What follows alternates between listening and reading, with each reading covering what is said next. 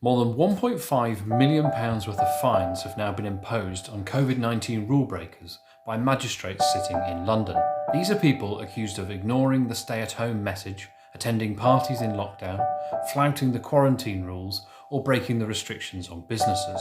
The Partygate scandal that has engulfed Downing Street has shone a particular light on these prosecutions, like never before, and prompted calls from MPs, lawyers and campaign groups for a thorough review of how the coronavirus laws have been used. It's clear the COVID laws were rushed into existence in an emergency. Police forces then used them to enforce the rules with varying degrees of success. Over time, almost 120,000 fixed penalty notices have been issued by police forces across England and Wales, and the government has resisted calls so far for a review into the legality of each of those penalties.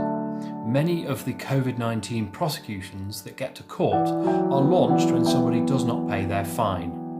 The cases are dealt with through the single justice procedure, in closed court sessions where defendants are convicted and fined based on written evidence.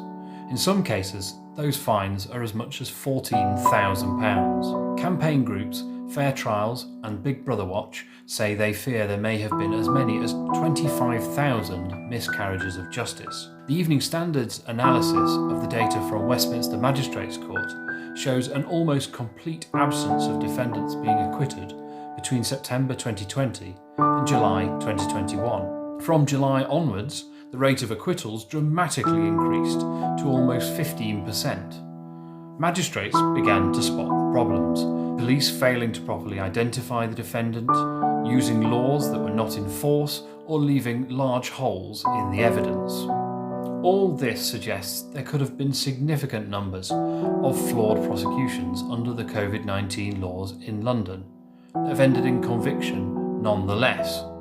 The calls for a review into what's gone on are growing, and as the Partygate scandal rumbles on, and those in government face possible fines or prosecution, it's harder and harder to ignore what's already taken place in the country's courts.